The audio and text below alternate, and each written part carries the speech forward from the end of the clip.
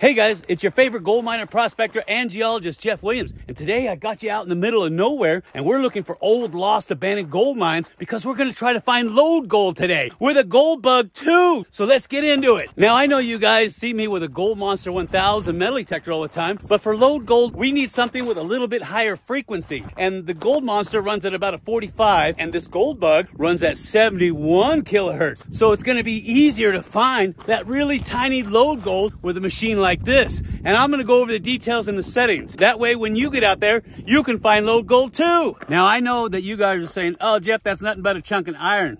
It's not iron. Oh, yeah. What do you think it is now, huh? Is it silver? Is it hornblende?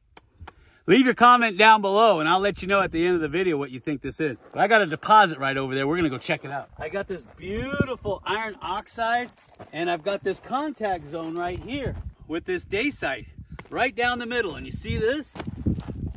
All over the place. Yeah, but it's beautiful. If it's silver, we're millionaires. And that's why I always tell you, the redder the better. Look at a lot of your iron oxides, iron hydroxides. That's where you're gonna find a good source for your gold, especially where you have contact zones in between two different rock types. And you got a lot of reds and blacks. You need to be sampling that. We're gonna pull samples here. We'll take it on and go to our next destination. And you know what this guy is, right? That's right, this is a trumpet plant. They love heavily mineralized soil. So this is definitely a place worth sampling. And that's why I say when you're out in the field, keep your eyes open. You might see something that you haven't seen before and you drove past the last 50 times. What the heck is this?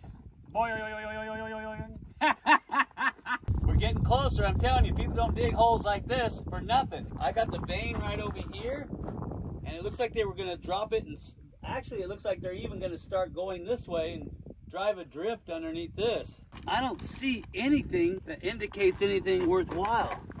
I mean, you can obviously tell this is their high grade pile right here. Now it's hard for you to see, but all that shiny stuff that you see in there, that is biotite mica. Now it's really good to have that in certain mineral assemblages, but it's not always a fail-safe indicator. It just means there's a lot of iron, and you can always tell mica because it looks like pages of a book. That's why you need one of these guys. That way you can get up close and personal and see it. And if you look, you can see small inclusions of iron right there. See that? But like I said, I don't see anything worth running my detector over. So we're gonna keep heading up into the hills because I have a huge, massive intrusion up there. I can see it from here. And we're gonna see if there's any quartz stringers coming off of it. So come on, let's go. Yep, starting to get a lot of black sand. See that? That looks nice. Now that's not definitive, but it's always nice to have that kind of mineralization in your washes. Big old can dump. All kinds of stuff out here. Look at this. This is a good place to dig for bottles. Porcelain right there, you see that? Now if you got all these cans over here, that tells me that people have been living out here for quite some time. Now we got to find out where, because if they're living here, that means they were finding something. And that's what you should be looking for too. Can dumps, old foundations, remnants of old buildings, because that tells you people were living out there for quite some time, especially in a known gold mining district. Keep that in mind, because if you're in a district that primarily produced galena, silver, and sphalerite, which is zinc, chances are you're not going to find a lot of free mill gold out there. And bingo! Look at that. Doesn't that look cool? And oh, there's their bed. See the bed? That is what they used to sleep on. This is an old bed for you guys that have never seen one. This is what the old timers used to sleep on. They didn't have mattresses like we had today. This is all they had. And there's the remnants of the frame right there. I've seen these things intact. And actually, contrary to popular belief, these are very comfortable too. But they're only built for people about my size because that's how tall people were back then. But you can see this was a nice little setup here. They even had a stove, and it looks like a 2, maybe 3 compartment room, maybe a kitchen. I don't even know. This might even be in a bunkhouse for the miners. So this tells me I'm on the right track, and I'm going to assume that there's all kinds of diggings around here. So we're going to fan out and look around, and that's what you should do too. Look for the smaller ones, the little diggings. Maybe there wasn't enough gold to keep their interest, but maybe there's enough gold there to keep your interest at $3,000 an ounce. Know what I mean? And this is what I'm talking about. These little tiny prospect pits. Now I know they don't look like much, but they could be on the tail end of a lead. And check your mineralization in these piles. They always have a high grade pile and a low grade pile. See the copper in there, the green? I got chrysocolla and I've got iron staining, and it's inside of this contact zone. And I've got it all over the place here. And there's another one over there. Look, see these little piles?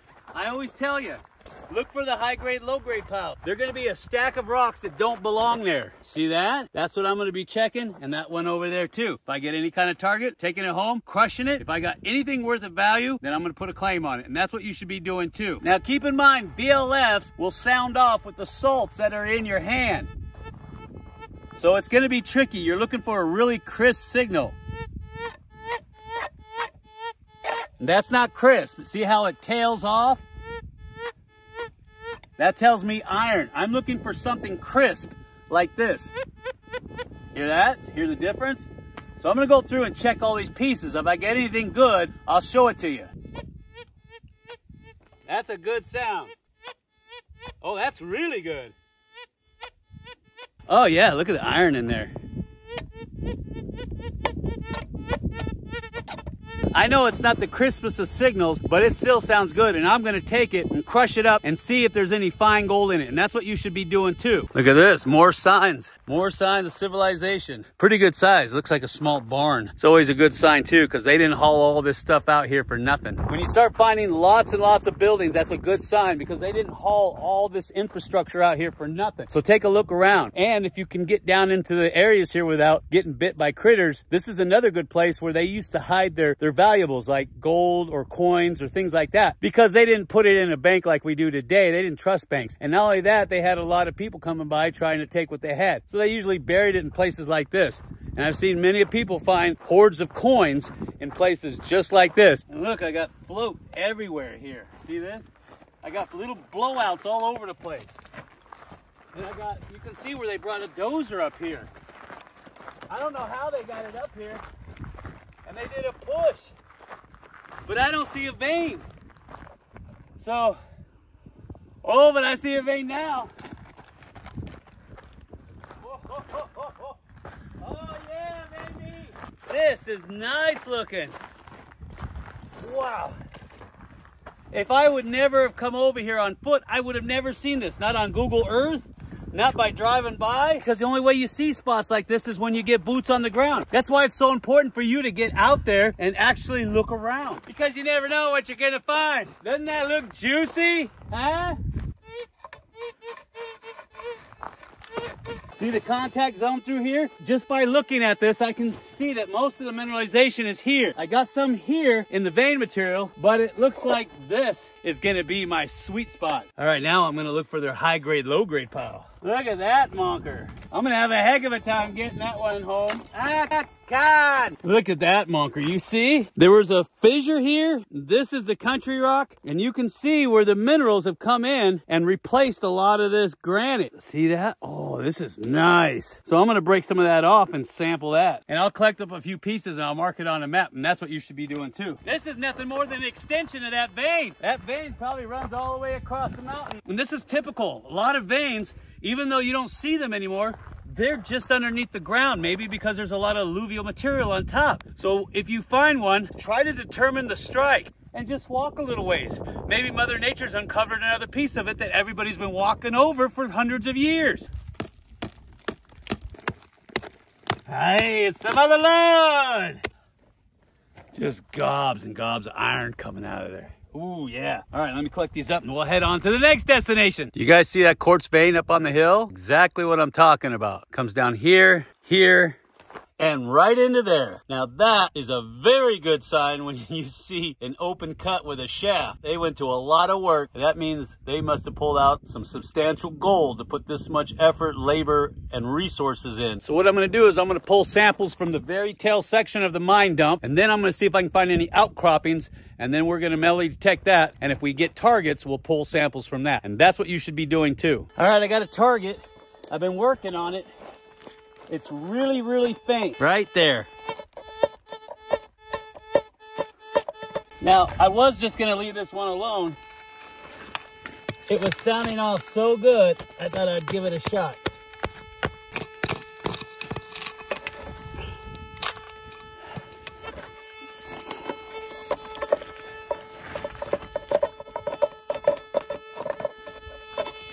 All right, let's see what we got. Oh, I need to get a better stand for my detector. All right, whatever it is, it's in my scoop. Remember, tap, tap, tap. And I got the scoop that has a little bowl in the bottom too.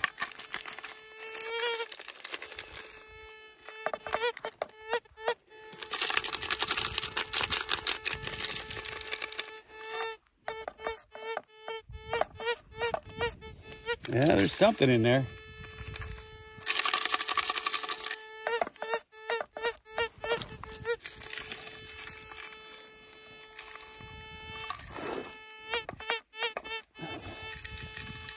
Hopefully it's not a bullet. I've dug like 3 so far.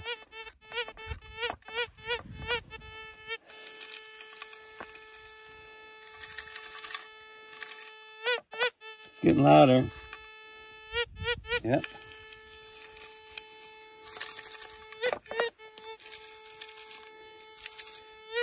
Come on. Don't be a bullet. I'm getting tired of digging. Oh, it's in my hand. I'm getting tired of digging bullets.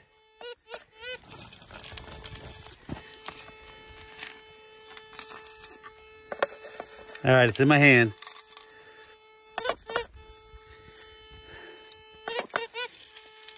Oh no, I think it's a bullet.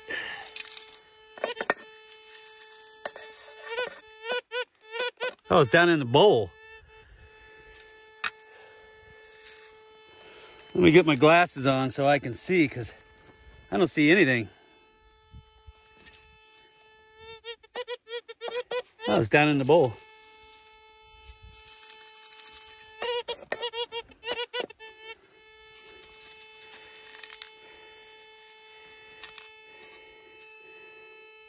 I don't see anything. Oh, this is gonna be hard. It's in my hand, whatever it is. It don't look like anything, does it?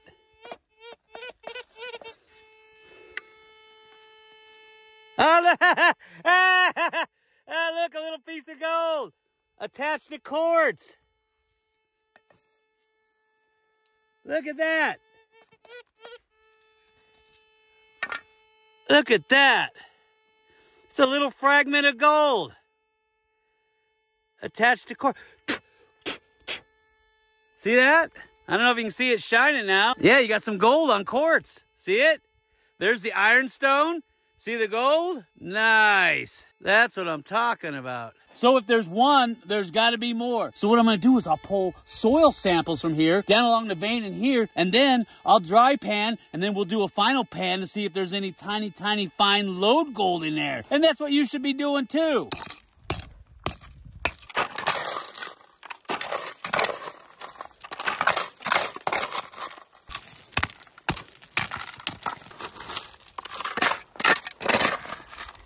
Remember, when you're sampling, you want to sample for the first time all the way across the vein. And if you do find free mill gold, then you can go back to that spot and try to isolate. Did it come from the hanging wall? Did it come from the outer margins of the vein? Did it come from the center of the vein? Did it come from the footwall? We found gold in all those different locations. So that's why you take a channel sample all the way across the vein. Very important, because some guys just go for the center and the gold could be on the outer margins or in the hanging wall or footwall. Bring a nice tub out here that you can get from Lowe's or Home Depot, the mortar tubs, and you can use that to pan it. But if you don't have one, I'm going to show you an alternative method, and it's kind of dry panning, wet panning combo. All you're going to do is stratify the material that you have, and when you get down to the bottom, you pan that with water. See that?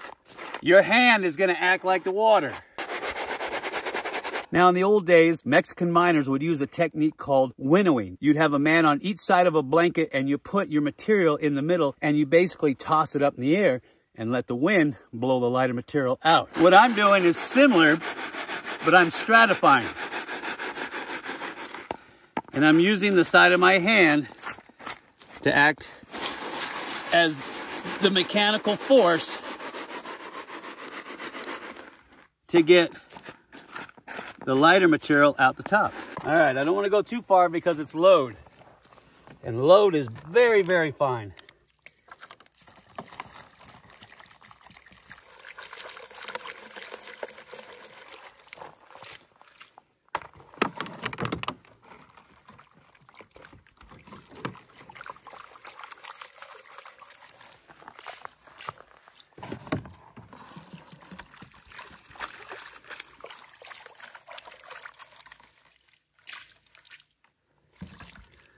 All right, I don't want to get too far into that.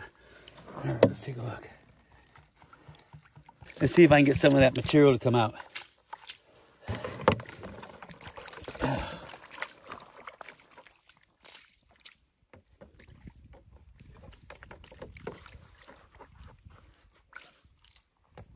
And here comes the bees. Here comes the bees. All right, let's take a look. Oh!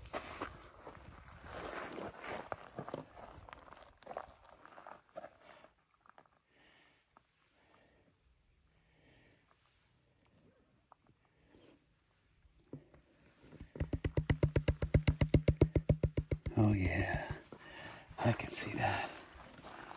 Nice. Right up and through there.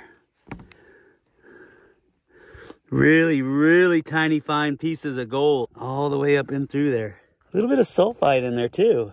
Floating in there. Yeah, that's a nice little piece right there. It's all crusty. Let's see if I can get a snapshot of it, but it's sitting on top of the ironstone like the other one. And I'll go ahead and I'll run all those samples that we pulled, and then if I find anything significant, I'll put up a snapshot later. And remember, if you find deposits like this, mark them on the map and check them. If you don't want to mess with grinding them down or you don't have the equipment to do it, just send in an assay. It's just 28 grams and it's like $50 to find out exactly what's in it. I'll leave a link down below to one of the labs that we use to find out exactly what's in the rock. That way you don't have to mess with it. And if you decide to sell it, you've got documentation to prove what's in the ground. And don't forget, we're giving away a Gold Monster 1000 metal detector at the end of this month. And bags and bags of pay dirt from our drift mine that are incredibly rich. Each one comes with a 1 ounce silver bar and any of the monster gold nuggets that we find inside of our drift mine. Some of them have been over 1 ounce. If you want to get involved with that, just look for the little icon at the end of the video that looks like that. Click on it, make a $10 pledge, and you're in like Flynn. And I'll see you on the next video.